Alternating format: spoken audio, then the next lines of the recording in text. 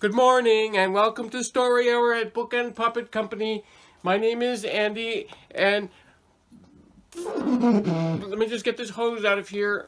It's just kind of stuck. Wait a minute. Let's get this hose here. I'll put it over there. You take it. Here, you take it. Thanks. Today we're celebrating Women's History Month by reading Ada Lovelace, Poet of Science, the first computer programmer. And there's a picture of Ada Lovelace. And there is Ada Lovelace's cat. And this book is by Diane Stanley, illustrated by Jessie Hartland. Ada Lovelace, Poet of Science, the first computer programmer. Did you know about her? I don't know if she really could fly, like in this picture, but she really could write the first computer program ever. And this is her whole story. Here's a picture of her taking a walk. Is that her cat or her dog? And there's a crow up in a tree. Long, long ago, on a cold winter day, a lonely little girl walked from room to room in a big, old, dark country home. Her name was Ada Byron, and she was looking for something to do. She has a very big cat. I never saw a cat that big. Ada was good at imagining things. She imagined it would be fun to fly. Then she went about it in a scientific way. First, she studied the flight and the anatomy of birds. Those are these binoculars. Did you see those binoculars? You can use them if you want to look at something far away. See, she's got them on this page too. She has this book that says All About Birds. Are you interested in birds? There's a lot of birds around where she lives. See, there's the nest in the tree where the birds are. Here's her dream of flying. She's got her wings on. She decided her wings would be like theirs, only larger in proportion to her size. She would build the frames out of sturdy wire so her wings would be strong. Then cover the frames with oil-rubbed silk so they would also be light. Finally, she designed a harness to attach the wings to her back. Whoa! These wings could go on her back so she will be able to fly. Whoa, will you do it? Yes?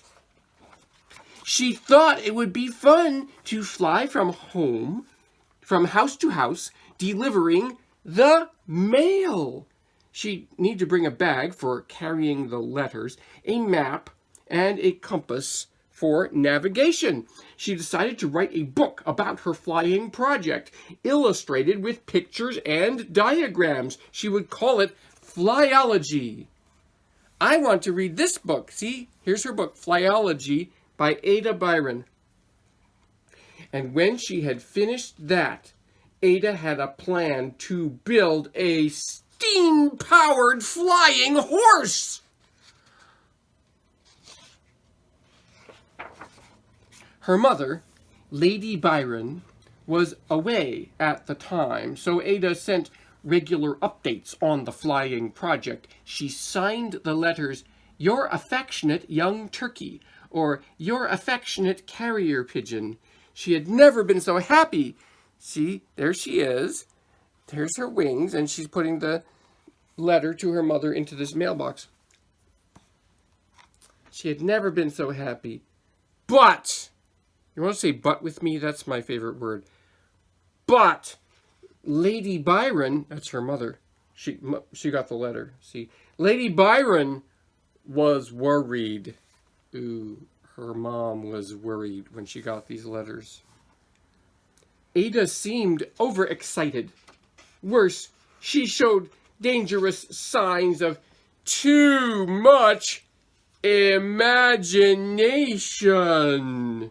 In other words, she was acting like her father. Ada's parents were as different as chalk and cheese. Her father, the famous poet Lord Byron, was a worldwide celebrity, the rock star of his time. Her mother, Lady Byron, was interested in math and science. She was rational, respectable, and strict. The marriage only lasted a year. They were only married a year. They're very different from each other. Ada never knew her father. He left England soon after she was born and died in faraway Greece when she was 8. She wasn't even sure what he looked like. His portrait had been covered with a cloth. Being Lord Byron's daughter shaped Ada's childhood in important ways. Ada's mother wanted her to be calm and rational, not emotional and creative like her father. She hoped the study of math and science would suppress her daughter's imagination. So Ada was given a world-class scientific education. And here's a stack of books like physics, chemistry, biology, mechanical engineering, astronomy, geometry, math. Her imagination was not harmed in the least. Ada loved machines. She lived during the Industrial Revolution, when things that were once made by hand, from ribbons and spoons to paper and glass, were being mass-produced in factories. And here it says Shropshire Brand Textiles. This is a big factory. And here's another factory that says paper, paper. When Lady Byron suggested a trip to see new factories, Ada was thrilled to go. Everything they saw was interesting. But, you want to say but? But, by far the best was the Mechanical Loom, designed by a Frenchman, Joseph-Marie Jacquard.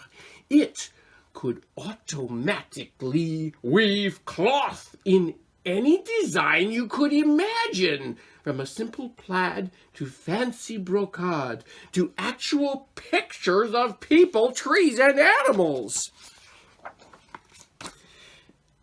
But, you want to say but again? But how did the loom know which pattern to weave? That was the amazing part. The design was translated into a pattern of holes punched into heavy paper cards. Long chains of these cards were fed into the loom, giving it instructions. To change the design, you only had to change the cards. Ada was amazed. It was a brilliant idea. And not just for weaving cloth. Why not use punched cards to direct other machines for other purposes? She's thinking, there's Joseph-Marie Jacquard, and there's Ada's mother, Lady Byron, but Ada's thinking, she sees these cards and they're used to tell a loom how to make a pattern on cloth. Why not use them too to tell other machines what they should do?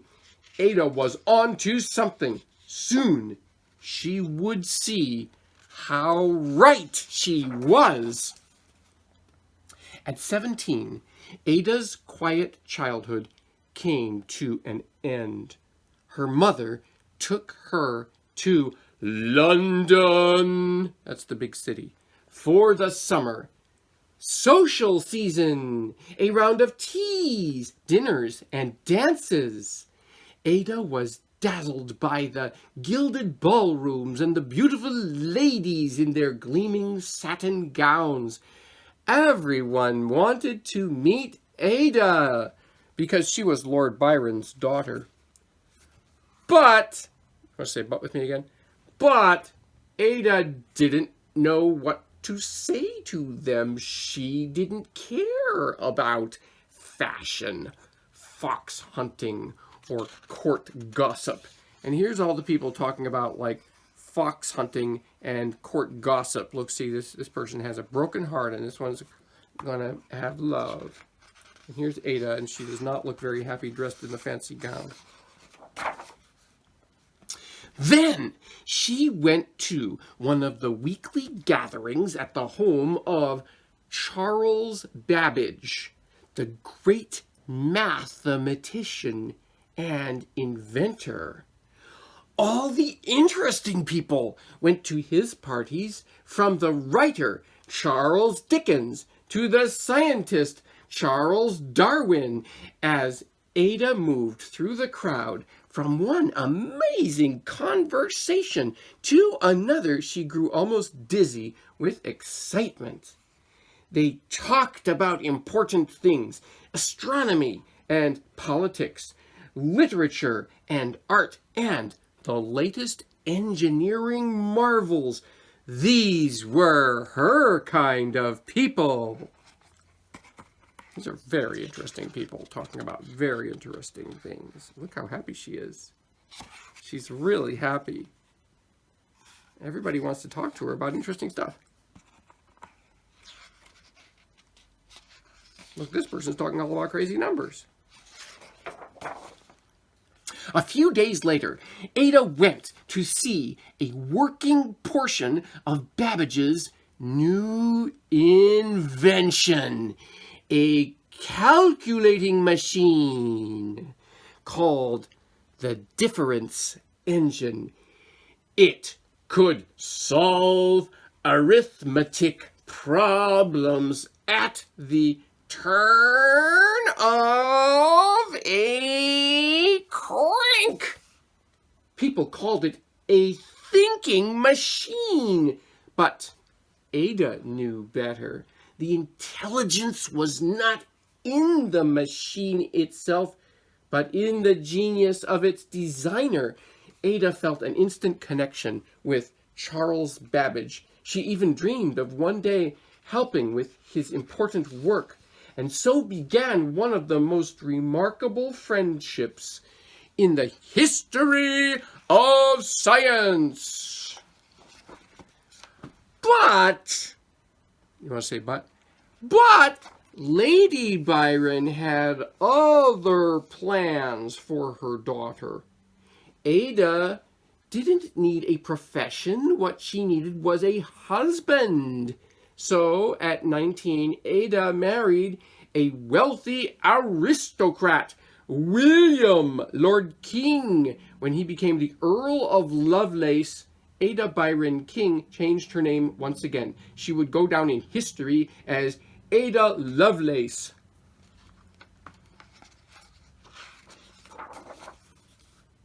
By the time she was 24, Ada had 2 children running wild in the nursery, and one still crying in his cradle. Did you want to cry for me? Wah! But, do you want to say but again? But she hadn't lost sight of her dreams, just postponed them. Now, at last, Her moment had come. And there she is. She's taking care of the baby in the cradle while she's also working on some math problems. Babbage was working on a revolutionary new machine called the analytical engine. It would be powered by steam. There was no electricity in those days. And it could do much more than just add and subtract. The analytical engine could run any kind of mathematical calculation, then store the results for later use. Best of all, he had borrowed Jacquard's idea of using punched cards to direct his engine so it could easily change from one operation to another. And here's his picture of the workings of the analytical engine. And see, Ada came and she even brought her cat. In short, Charles Babbage had invented the first fully programmable, all-purpose digital computer. But, I want to say but there was a problem. So far, his engine was just a plan on paper. It would cost a fortune to build, to raise that kind of money. Babbage needed publicity. This was Ada's chance to help.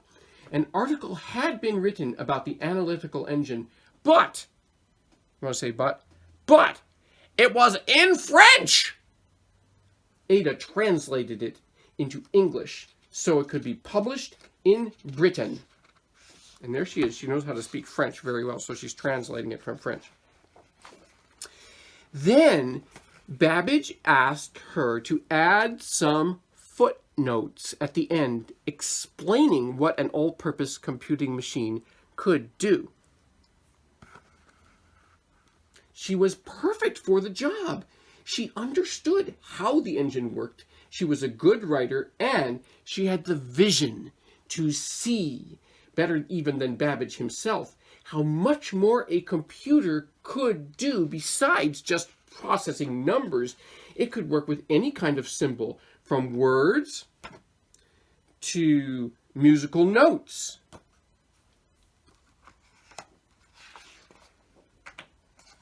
Ada imagined the analytical engine writing text, composing music, reproducing images, even playing games like checkers and chess. Look, here it is playing chess and checkers and composing music. But, let's say but again, but before the machine could do any of those things, the symbols and rules of operation had to be changed into digital form. Today, we call that programming. Ada needed to explain to her readers exactly how that could be done. As an example to work with, she and Babbage chose an extremely complicated series of calculations called the numbers of Bernoulli. And then Ada showed, step by tiny step, 1, 2, 3, 4, 5, 6, 7, 8, 9, 10, 11, 12. How they could be coded for the machine. Finally, after 9 months of meticulous work, Sketch of the Analytical Engine invented by Charles Babbage was published. Ada's notes by the translator were almost 3 times as long as the original article, and far more important. Yet, she wasn't credited by name, only the initials AAL. See, it says by AAL. She was afraid her work wouldn't be taken seriously if people knew it was written by a woman. So she kept it secret that she was a woman, so people would take it seriously. Ada didn't care. The girl who had once dreamed of flying, who longed to do something important with her mind, had soared at last. She had looked into the future and imagined a computer age that wouldn't arrive for another 100 years. And in demonstrating how to code the numbers of Bernoulli, Ada Lovelace had written the first computer program ever published. And here is the future with Wi-Fi and Toy Story by Pixar and Angry Birds game and Pac-Man and a computer. And here's a laptop computer. And it's like she's flying into the future where we live.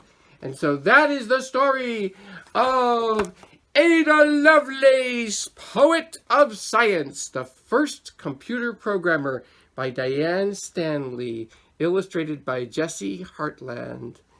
And thank you for coming to Story Hour at Book and Puppet Company. Buy a computer. See, we're using a computer just like she programmed. Thanks. See you next time. You can get this book for 20% off if you go to bookandpuppetcompany.com. See you next time. Bye.